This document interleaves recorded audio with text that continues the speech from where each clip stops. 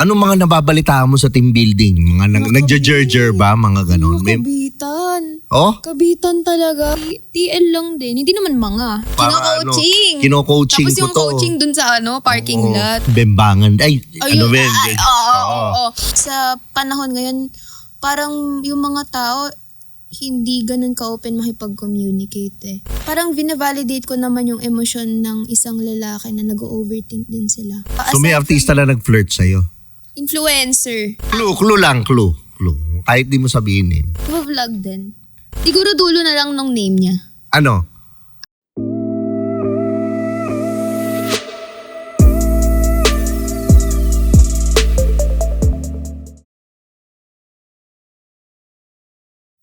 What's up mga Skynam? Welcome to another episode ng Tio Bray Podcast. At siyempre akong host nyo si Tio Bray.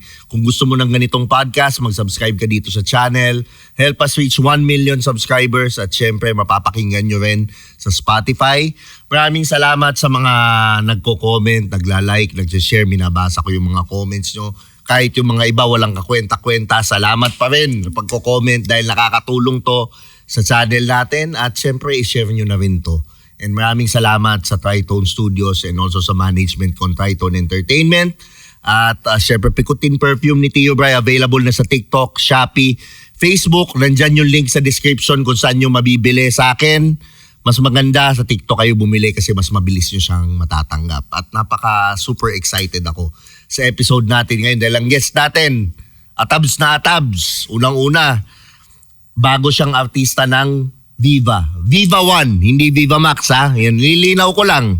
Viva 1. Pero ang ganda nito, na-meet ko siya sa La Union. Maganda rin yung mga maikikwento niya ngayong natin. Saka working student. Nag-aaral habang nag-aartista. Siyempre, papakilala ko na sa inyo si Kirsten. Yan. Hi guys! Hello! Good day everyone. So yun nga, subscribe nyo na yung channel niya. And tapusin niyo tong podcast na to para dumami pa yung viewers niya. Yan. Thank you. Kirsten, ano last name mo? Yun na, hindi ko na ano. Ano last name? Montenegro. Montenegro. Okay. Talagang screen name to o talagang Montenegro ka? Yun talaga yung real name ko. Pero ang galing nga kasi hindi na siya kailangan palitan Okay. Hindi na kailangan palitan yung screen name ko. Link ka ba sa mga Montenegro mismo? Hindi na mo showbiz? Actually, hindi ko, hindi. Iba. Okay. Ilang taon na si Kirsten? Ilang taon ka na? Nag-isip pa. Diyos ko, dali-daling sagutin. Ilang taon? Sige, hulaan mo. Wants to play games. Yan, no? Hulaan mo. 20. Yan, sige, perfect. Yan na kanya. 20. Promise, 20. Galing kasi yung iba, sinasabi nila 23, 22. So, ikaw isang Hindi, 20. I don't agree with the 23, 22. Pero anong course natin sa school mo? Business administration. Major in marketing. Okay. Pero galing ako ng psychology. Tapos nag-repeat lang ako. Kasi nagpalit ako ng course. Ba't ayaw mo na ng psychology? Hindi. Actually, nag-stop ako kasi nagkaroon ako ng problema sa heart. Hindi heartbreak Ay! Baka kasi heartbreak. May mga nanggaganon kasi akala nila parang na-distract ako sa love. Pero hindi. Like kasi syempre diba working student. So parang hindi naman all the time kaya ng katawan ko eh. Lalo pag nag-work ako before, diretso ng school. Then vice versa, school to work. Like parang di na ako natutulog. So nagkaroon akong problema sa heart. And then I had to stop para hindi siya lumala. And then bumalik agad ako nung naging okay naman na ako. Pero nag-repeat ako. Yan, pero okay lang. Ano yung mo? Ano yung work mo before? Sabi mo working student. Aside, hindi ka pa artista nito, di ba? Ano yung work mo before? Actually, matagal na ako nag-work. Like, bata pa lang ako, mga 13, 14, nag-start na ako mag-work nung pandemic pa lang. Nag-start ako like, syempre, hindi pa naman very legal magtrabaho yung ganong edad, diba? So, parang salta-salta lang ako, ganon. Sa mga milk tea shop ako nag-start. Tapos, syempre, pandemic, parang nauso yung mga online selling. So, nag-ganon ako. And then, thrifting business ako online, nag-online selling ako, ganun. So, yun na yung parang napag-startan kong work. Kaya naging business ad din yung naging course ko ngayon. Tapos, yung mga legal na job na napasok ko is call center, BPO. Ilang taon ka nag-call center? 18. Pagkatapos ng 18th birthday ko, kinabukasan nag-apply agad ako. Anong company to? Pwede ba? Oh, Ang first company ko, Foundever. okay. Tapos, lumipat ako. Lumipat ba ako? Oo, lumipat ako. Kasi kailangan ko ng higher compensation rate. Kasi yung align syempre sa skills ko. Kasi, mabilis na ako matuto eh. So, nag-improve naman ako. Di, syempre, mapamahal ng pamahal yung bilihin. Kailangan ko ng mas mataas ang sahod. So, nag-apply ako sa Sutherland. Sutherland saan to? Sa BGC. BGC? Yeah. Okay. Alright. Tapos yung pinang-apply ko pa doon, yung last allowance ko sa scholarship ko. Oo. Okay. So magaling ka ba? You're good in Englishing. Ay, totoo. Are you? Siyempre. Okay. But before you Yeah, answer, can I I am. put you on hold for 15 minutes? Hold me. And yeah, okay. I'll hold you. Let me. Hold me. Alright. So ikaw, ngayon, call center. Ikwento mo nga sa akin yung experience mo sa call center. Madami nanliligaw sa'yo, no? Oo. Siguro mga unang salta ko. Like yan, sa Foundever, syempre, parang kalat sa mga ganon newbie. Like may mga, uso yung ganon. Lalo yung mga, boss. Mga higher management level. Oo. Ganon. So, parang, training, ganon. So, syempre nakikita nila yung mga pumapasok kasi nakikinig ng calls. Tapos may mga time nun yung mga malalayong, meron kasi yung tinatawag na line of business. So parang iba-iba kami ng ginagawa. Alam ko yan lahat. Call center din ako 10 years. Ka din, talaga? Dati. So parang iba-ibang LOB. Legal business. Line of ganon. business. Parang may mga taga Collection. ako makausap ng mga taga UK, ganun. Ang layo-layo ng bay kasi 'di ba pag production parang hanggang dulo. Merong parang, ewan ko, paano nila ako nakita dun sa dulo? May mga nagpapadala sa akin ng damit, papadala sa akin ng pagkain, kada lunchtime. Parang, Galing daw kanino? Galing kanino? walang nagsasabi. So parang sa amin, sa parang bay namin, nakakarating yun. Syempre, bago lang ako, iwas ako sa mga issue. Tapos ang naging problema naman sa akin nun, nagkaroon ako, doon na nag-start yung ko sa puso. Parang naging sakitan ako noon kasi sinasabay ko siya sa studies. Tapos, parang may naramdaman ako, like physical kineme, parang nagbukol yung dito ko. So, tapos, hinihingal na ako makipag-usap, ganon. So, yung nangyari sa akin, maya ako nasa, Clinic ka. Clinic. Lagi. Maya akong parang yung ox, alam mo yung mga oxes na break, lunch. Tapos syempre yung sahod ko pababa ng pababa. Siyempre, phone time yun eh. Naman, emergency ako, ganon. Tapos, tinatry kong bumalik. Tapos nasa-stress ako kasi parang yun yung mga time na maraming customers, siguro around bare months yun. Maraming calls pag ganon, di ba? Syempre, talamak yung mga sales sa mga company that time. Tapos parang pinagmumura ako, may mga time na syempre nahihirapan akong huminga. Parang akala nantutrol ako, gano'n.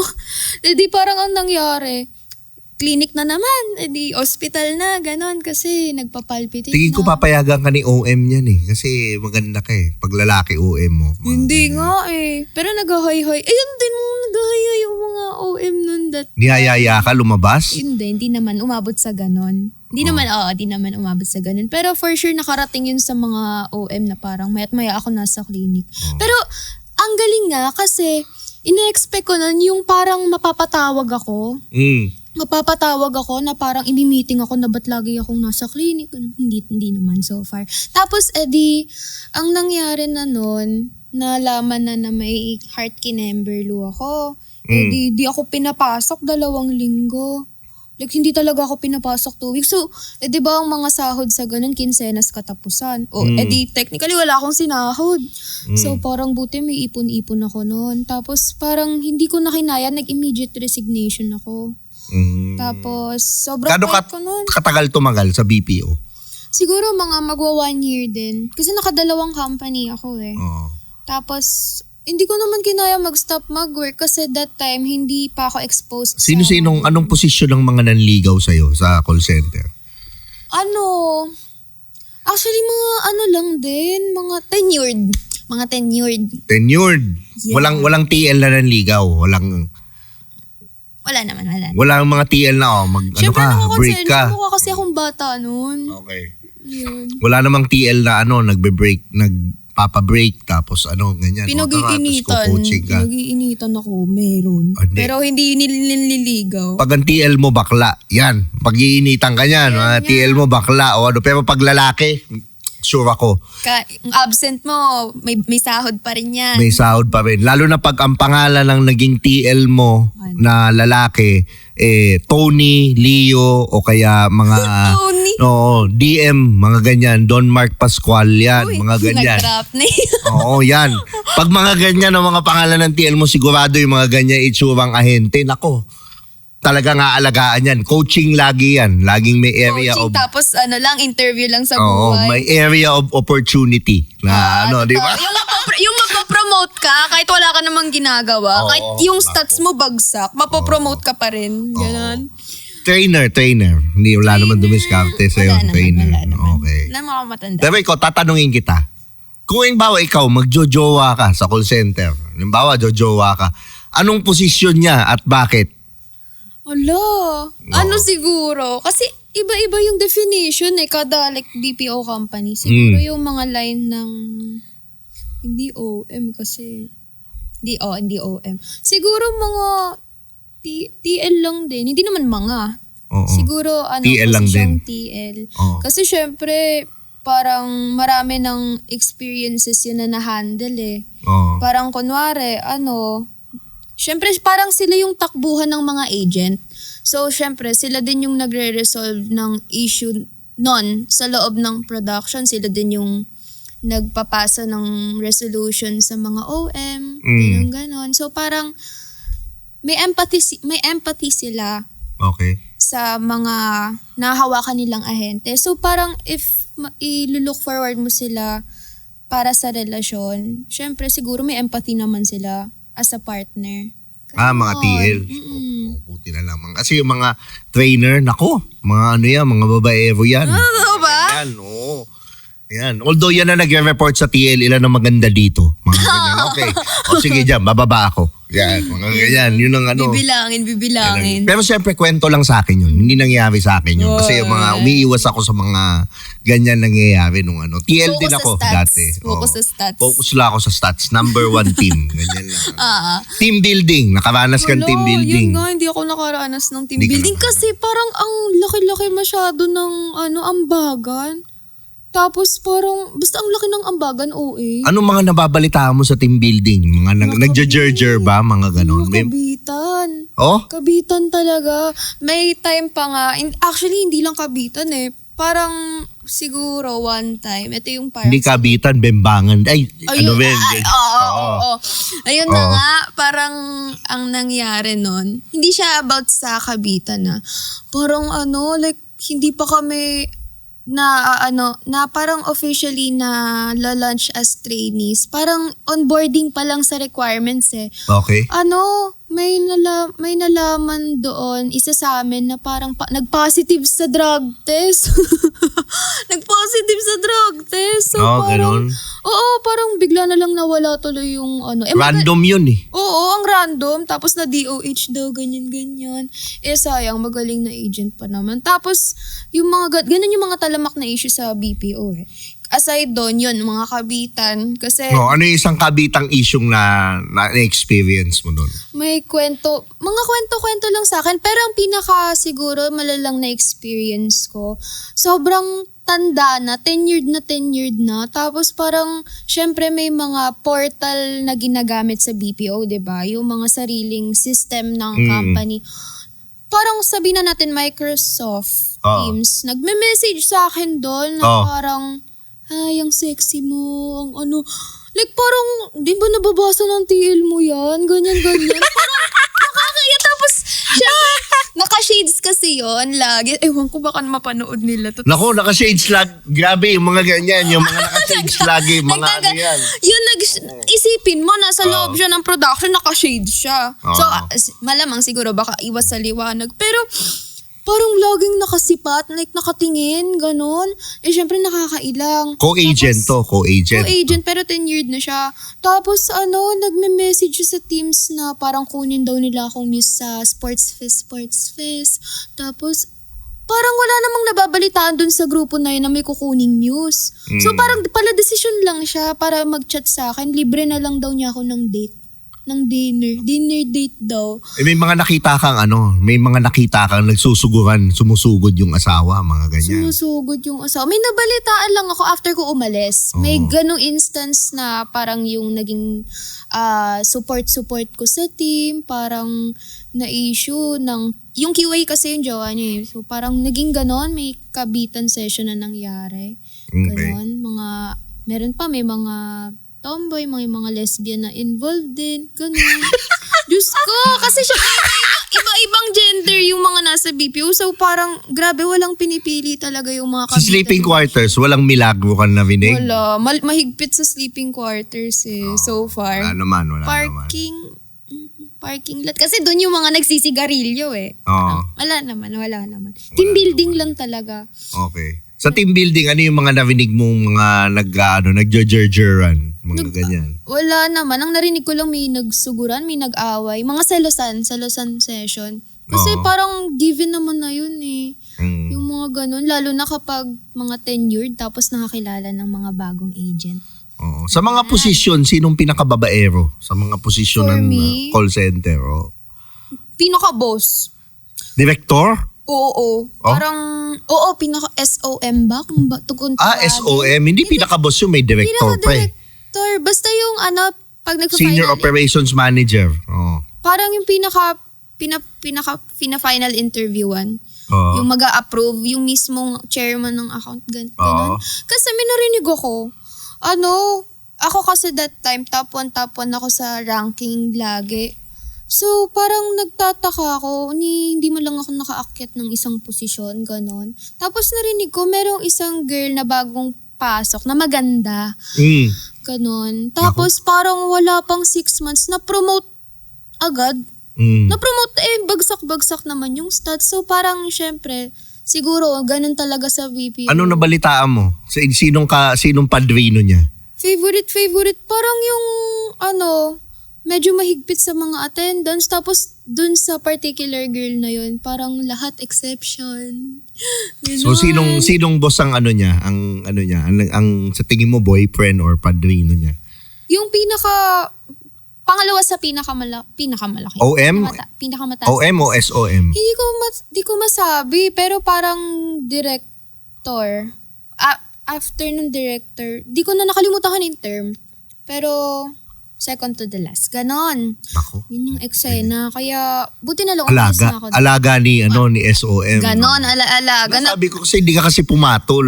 Na-promote agad. Auto-increase sa sahod. Pag ganon. Ganon. Tapos meron namang mga eksena na may mga favoritism yung TL na parang pag siya nagpaalam ng leave, approve agad. Tapos kapag si ganito, hindi pwede. So, di ba? Hindi kinakaya ng powers mo, yung mga ganon? Hindi kasi, bago lang ako Parang wala akong, unless, ako sa mga boss, ganon. Papatol ako sa mga boss. Ayoko kaya, kinikilabutan ako. Ayoko kaya. Kung si Tio Brian naging TL mo, sigurado ako maaalagaan ka ng maayos. Yan, alam mo, kahit umabsent ako, yung sahod ko, double pay pa yan, kahit hindi double pay. Ako naman, fair ako, lahat yan may mga Pero, siyempre, sa akin, sisiguraduhin kung magpe-perform ka ng maayos. Yan. Siyempre, like parang kumpleto sa training, kahit bagsak sa training, papasa pa rin yung stats. Naku. Pagka ako tinanong, halimbawa ikaw, bakit lagi nakalagaw? Ano ko ba tinitraining ko to? Kino-coaching Tapos ko yung to. coaching dun sa parking lot. Ay, ganun kaya. Alam mo ba, meron pa nun, bading yung TL. Tapos, close ko yung isang ahente. Tapos parang ang nangyari, nagulat kami na wala, nag-coaching. Tapos wala naman sa coaching area, wala naman sa bay ng TL. Nasa parking area, doon nagko-coaching, yung pala nagchichismisan lang. Diba? So, Grabe yan. never ko man lang naranasan yun. Sabi ko, bading kasi. Pero wala ka naging boyfriend? Wala. Paano naging boyfriend Sa call BPO? center? Wala. Honestly, yung last BPO company ko, kasama ko yung ex ko. Nag-apply kayo parehas na magkasama? Oo, Okay. nag-apply kami parehas. So may Kasama. boyfriend ka nun? Yeah, that time. Tapos, actually, siya nga yung naaya ng ng TL na bading. So, nagsumbong sa akin na parang nag-coaching sa parking lot. Para Naku, may makipag-chis. tayo dyan. Para makipag-chismisan na. Baka ni Yossi siya nung TL. Yun ang ni Yossi. Uy, hindi naman. Hindi naman. Napaisip tuloy ako that time. Hindi naman. Oh. So, Ayun. ito naman tanong ko sa'yo. Single ka ba ngayon? Taken? Single. Gano'n ka nakatagal single, Kirsten? Since last year pa. Like, July. Tama ba? Yeah, July. July ka pala, Yeah. single. Bakit kayo, if you don't mind, ba't kayo naghiwalay nung last mo? Kasi ko siya eh. If napapanood nyo to guys, parang siguro may mga makakapanood dito na baka matandaan ako na I'm from Especially For You, ganon. So baka makilala nila ako. So yung reason kasi Especially nun, for you na? sa Showtime. Okay. Yan, nagganon kami. Ang reason nun, actually hindi pa kami break nun eh. Parang nagkabalikan pa kami nun. Yung pinaka-breakup namin is last year. Parang nag-break kami kasi parang nagiging toxic na. Well, talaga lahat naman nagiging toxic. Kaso kasi in a way na parang na-outgrow ko na siya. Lalo na ako kasi sobrang ako sa diskarte. Like, hindi ako mabubuhay ng walang diskarte. Siya kasi, parang gusto niya ma-enjoy yung part na nag-aaral pa siya, part na na-enjoy niya yung mga hobbies niya. Ako kasi, kaya ko siyang gawin, pero at the same time, kailangan ko mag-work. Ganon. So, parang sa mga lakad, most of the time ako ang shoulder. Ganon. So, parang nahirapan ako. And may times din kasi na minsan may lies na pumapasok na, may mga lies na ganon. Tapos, nagkaroon na rin ako ng anger issues. Ganon. So, parang ang lala ko na magalit. Ganon. Tapos, yun, kaya kami naghiwalay. Ang kulit nga ng hiwalayan namin, parang on a random morning ng July. Nag-away kami that time, kakagising ko lang. Di syempre, topak talaga ng bagong gising kung ano-anong napagdedesisyonan, di ba? Parang, kumbaga, biruin mo na lahat, kahit lasing, wag lang ang bagong gising, ganun. Paghiwalay ako. Pero yung hiwalayan namin na yun, nagsama pa kami. Like, parang... Anong sama? Nag-live-in? Hindi. Kami, parang nagkikita pa kami. Sinasamahan niya ako sa mga ganap ko. Ganon din ako sa kanya. Ganon. Tapos parang kumbaga tinatry pa rin namin. Ganon. Kasi ang tagal din namin since high school. High school pa kami. Nakailang boyfriend ka na? Actually siya pa lang. Isa pa lang? Mhm. Okay. Ilan yung fling mo? Fling ko, nabibilang lang naman siya sa 10 daliri. Siguro mga 6. Hindi, 6, 5, mga ganun lang. Kasi, lahat yun nag-start nung parang pandemic kasi uso yung mga internet love eh. So, ganun lang yung mga fling ko. Hindi yun nakikipagkita sa personal kasi mahigpit sa akin yung family ko. Pagdating sa love life. Alam mo yung ex ko na yun, nakatago yun. Tago yun yung mga first few years namin. Nakatago yun sa family ko kasi gusto nila matapos ko muna yung studies. May mga common misconceptions kasi na mabubuntis ka agad.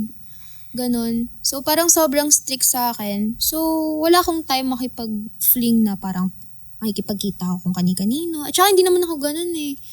Ayun. Promise?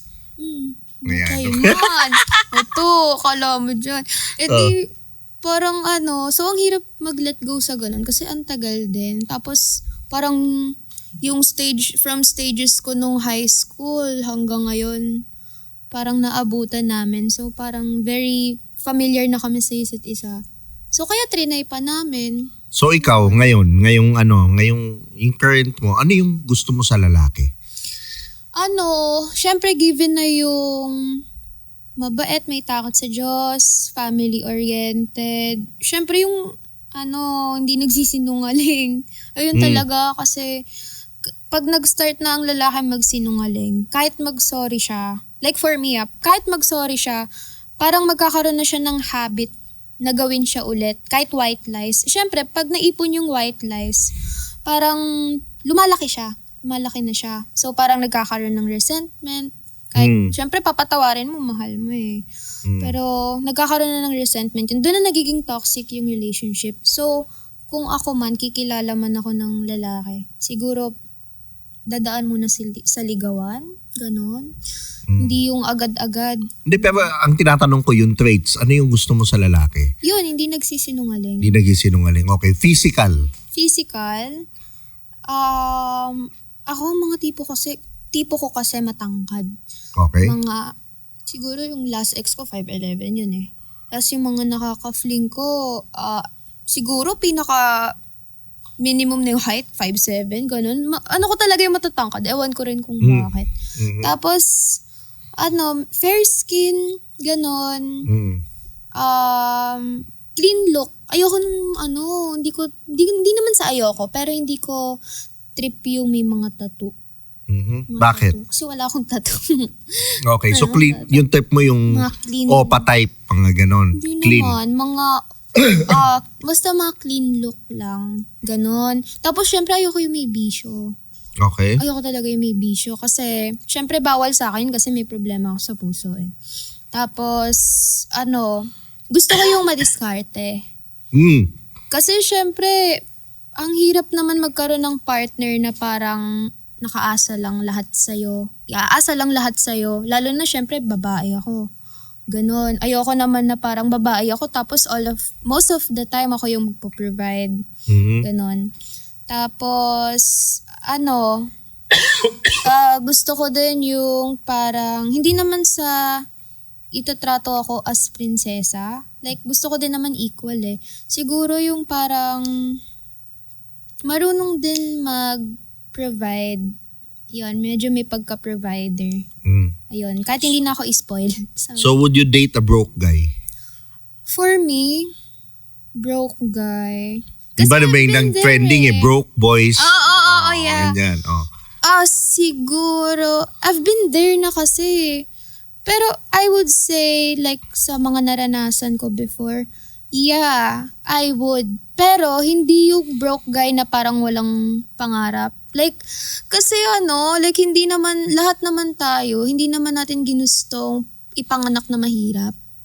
Ganon. So, parang, syempre, if broke ka man, okay lang. Basta makikita ko sa'yo na may plans ka sa future mo, na parang may progress. Like, hindi naman araw-araw may progress, pero alam mo yon, may vision. May vision siya kung anong gagawin niya para makaalis siya sa pagiging broke.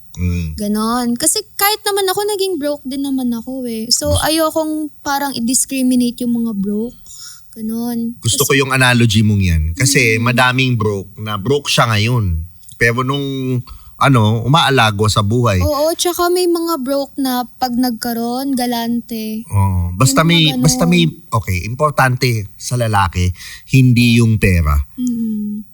Yung pera, yes, importante siya. I mean, sorry kung na-confuse ko. Pero yung broke, okay lang ngayon na wala kang pera. Pero pinaka-importante is meron kang purpose, meron kang goal. Yeah, meron kang pangarap.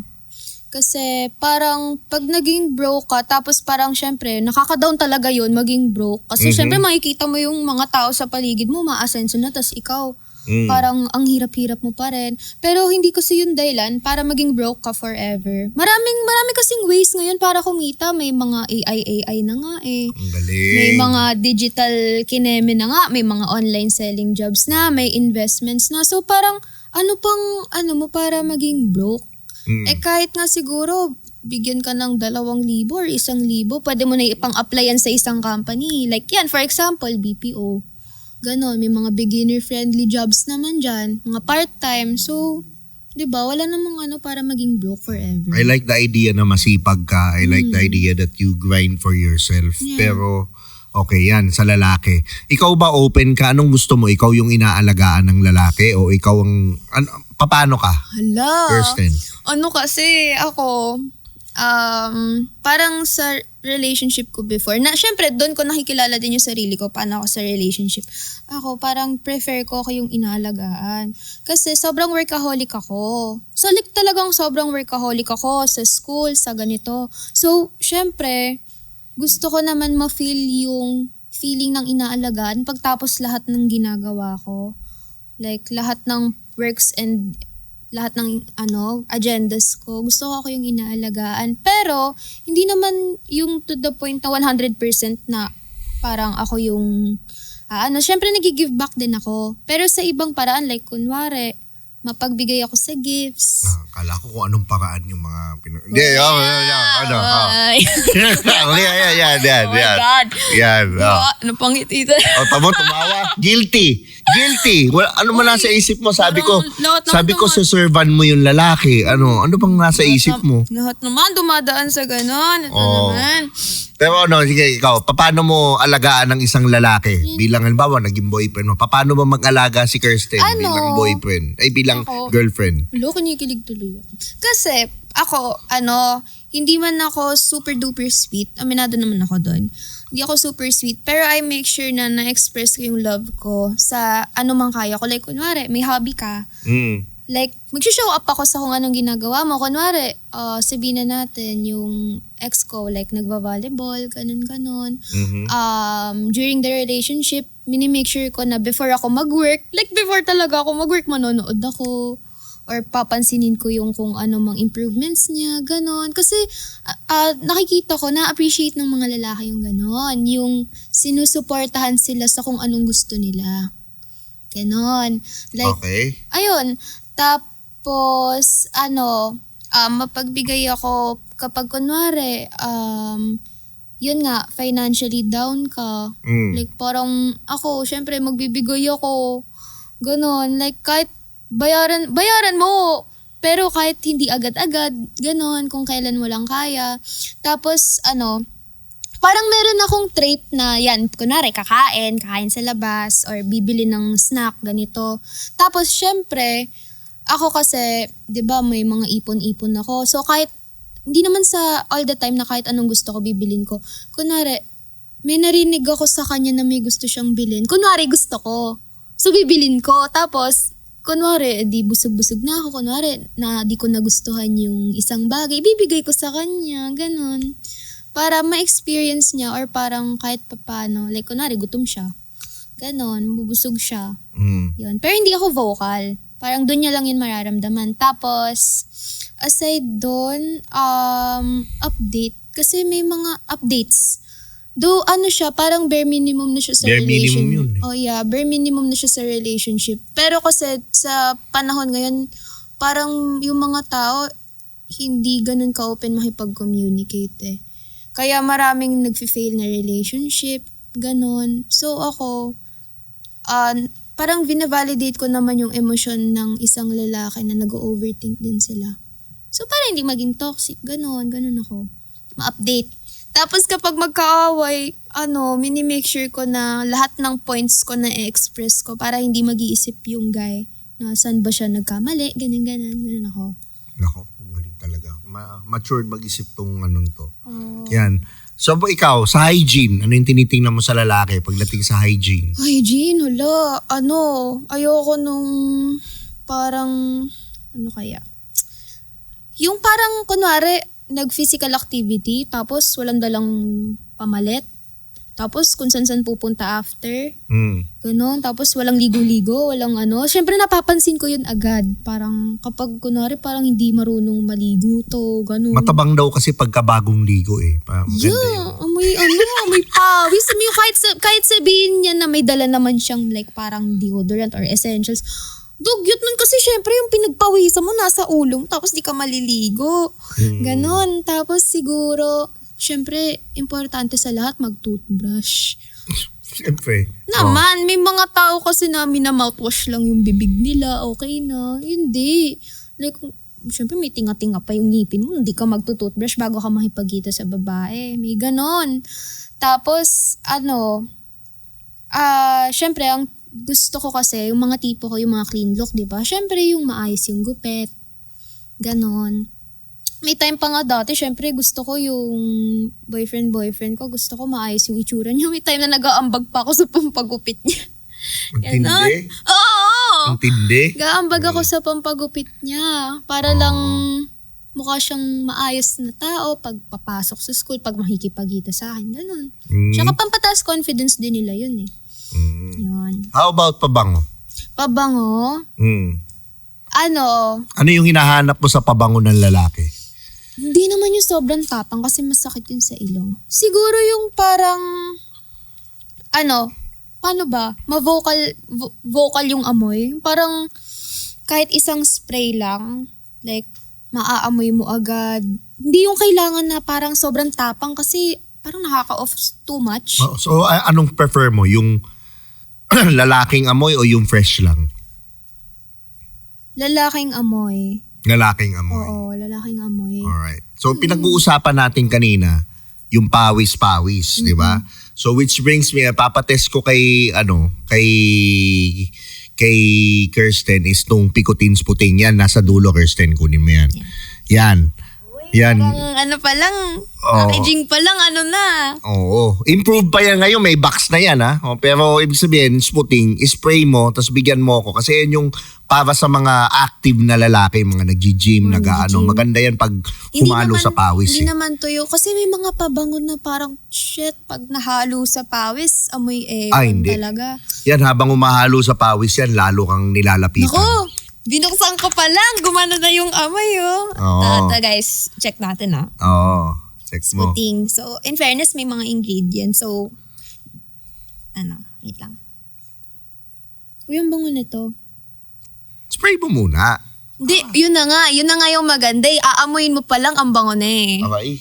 Paano pa kaya pag in-spray? Sige, yan. ito natin spray. Yan. Wait lang. Uy, in fairness, hindi siya yung nananapak yung amoy, Hindi siya yung parang, grabe naman ito, parang sobrang red flag naman yung amoy. Hindi, ang bango niya. Siya, manly yung scent niya, pero, fresh. Alam mo yung 50% fresh, 50% manly. Yun. Perfect to sa mga nag-gym. Nako. Hello, parang freebie na ba to? Parang, Grabe siya. pangregalo na to. Pang content nga yan eh. Kaya na nandyan eh. Papadala na lang kita. Sige. Uy, ang bango. Di seryoso. Di ako nagjo-joke. Hindi to parang kwentong barber. Kumakalat yan. Lalo na yung new formulation ngayon. Grabe. Ang bango. Yan kasi pang content yan. Pero meron kami new formulation. Agad ng balat ko. Alright. Bango nito guys. Like, check out nyo agad sa TikTok. Rating mo, 1 to 10. Yung amoy neto, mapili kasi ako sa pabango. Yung amoy neto, 10 out of 10. May papatry ka pa ba? Mamaya. Ibang video yun. Mamaya pa. Pero, shit. Bango. Hindi seryoso ang bango. Pero yan. Anong naaalala mo dyan sa pabangong yan? Sino? Anong naalala? Siyempre yung ex ko. Kasi yun, pag nag-gym yun, nakapabango pa rin yun. Alam mo yung kahit saan pumunta, kahit pawis, mabango pa din. Pero hygienic naman yun siya. Pero yun, siya yung naalala ko na pwede kong pagbigyan yun. Padala ko bigla sa bahay nila. Tapos yan yung papadala ko. Malay mo. Nako. Pag in-spray mo yan, masisira yung mga values mo sa buhay. Madaming mga bababait na babaeng sumasama nung naamoy nila yan. Ang bango. Ang galing, hindi siya matapang. Ayan. So alam nyo na, TikTok, di ba? I-click nyo, nasa description yung link. Yeah. So i-click nyo lang yan. Pero anyways, balik tayo. Ano yung mga, bilang isang babae ngayon, ano yung ma-advise mo sa mga babaeng nanonood na para maka-attack sila ng tamang lalaki na hindi Honestly. or ano yung dapat standards na ayusin nila sa sarili nila? Siguro kasi yung mga ganyan, you attract who you are kasi. Like, you attract who you are. So, parang hindi mo kailangan mag-ayos or parang, alam mo, magpanggap para lang magustuhan ka ng mga lalaki.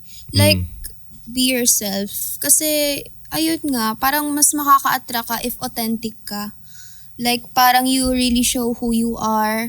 Like, hindi mo filter out. Then, spread positive vibes. Kasi, even sa mga, kahit hindi maka-attract ng lalaki, like, yung point of view ng tao sa'yo, kung puro negativities yung isi-spread mo, like, kunwari, sa social media.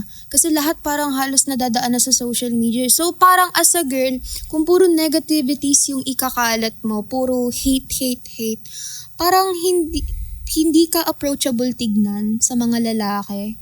Parang ang atake mo niyan, mean girl ka. Even sa mga girls na parang may potential na kaibiganin ka. Ganon, sa mga opportunities, parang ang hirap ng ganon. So, as much as possible, think positive. Like, parang, ayun, then, mag-focus sa,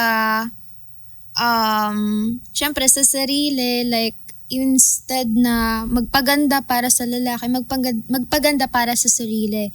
Para yung confidence mo, hindi basta-basta masisira ng kung sino-sinong lalaki. And syempre, by that, makaka-attract ka ng lalaki na hindi mai-intimidate sa'yo. Like, Same level. Yeah, same level. Kasi meron ako, nung mga nakaraan, hindi naman mga nakaraan, syempre ako, parang ganun kasi ako. Hindi ako nag-aayos para magustuhan ng lalaki. So parang may mga guys ako na nami-meet, hindi parang kinakausap, nai-intimidate sila.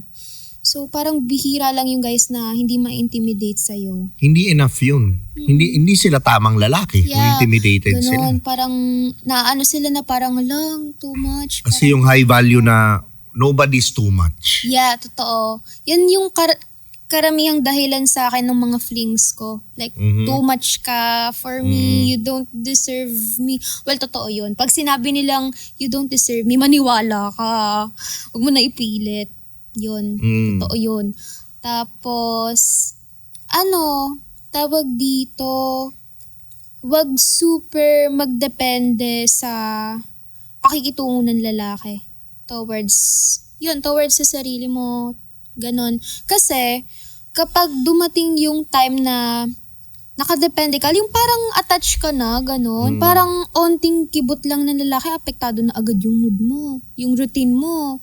Wala, damay-damay na lahat, di ka na productive. So, parang damay na rin kasi yung lifestyle mo eh. So, better na parang i-ready mo muna yung sarili mo, ganon. Parang yung mindset mo, yung goals mo, bago ka parang makipag-deal sa mga lalaki.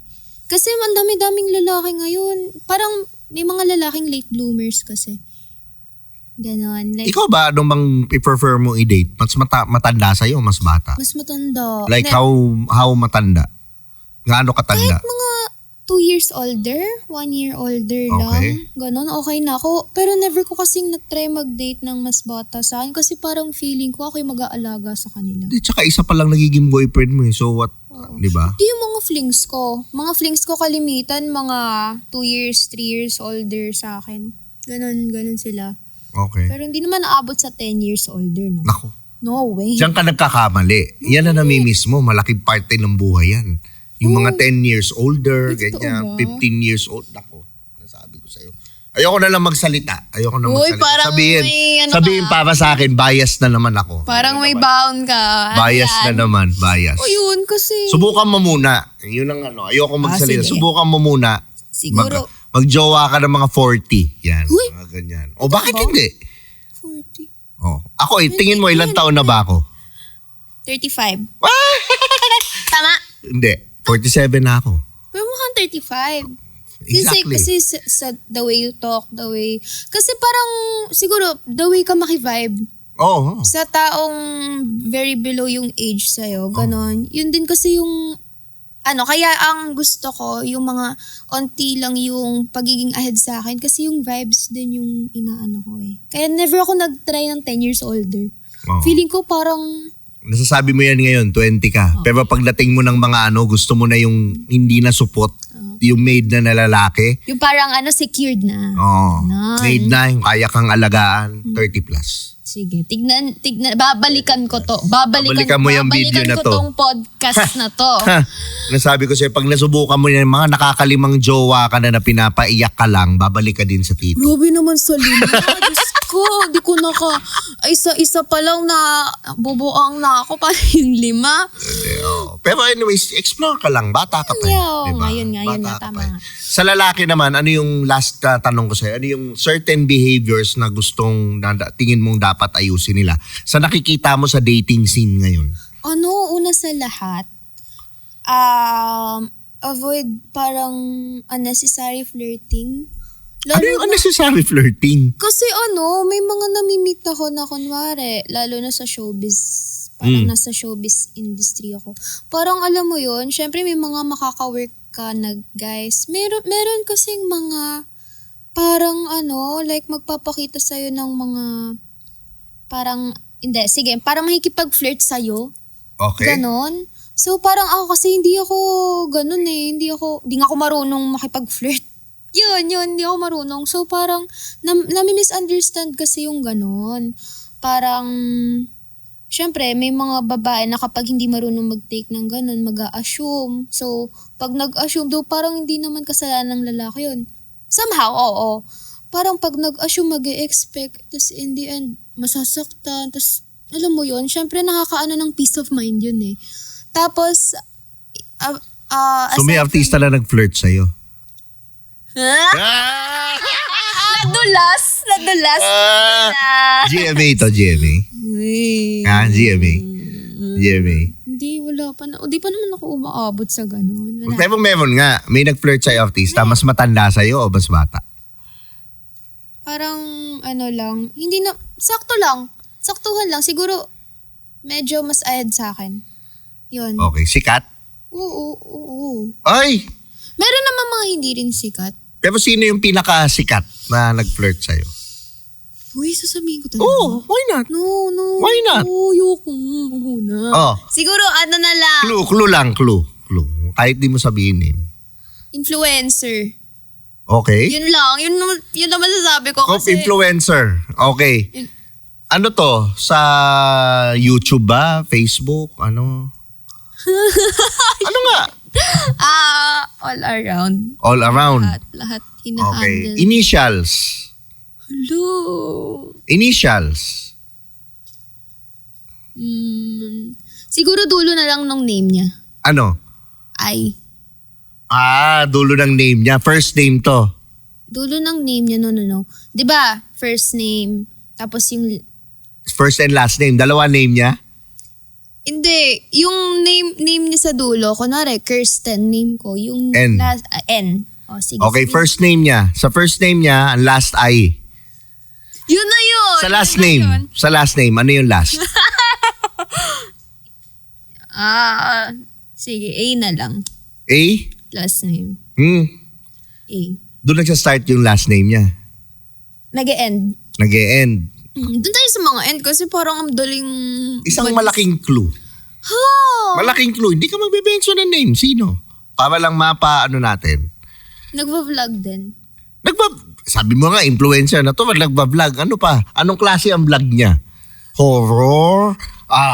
Podcast? Ano? Round na hot seat. Ano nga? Wait lang. Anong klase yung mga vlog niya? Mga,